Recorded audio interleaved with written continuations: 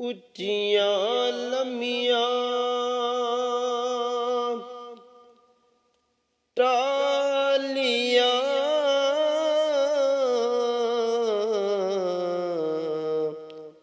ਤੇ ਘਣੀਆਂ ਜਿਨ੍ਹਾਂ ਦੀਆਂ ਛਾਵਾਂ।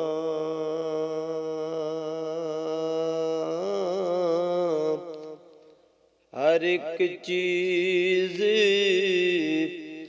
बाजारों लभदी ते नहीं लभदियां जे मावां।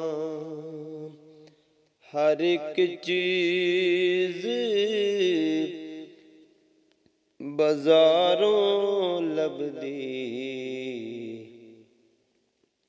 ते नहीं लभदियां जे मावां।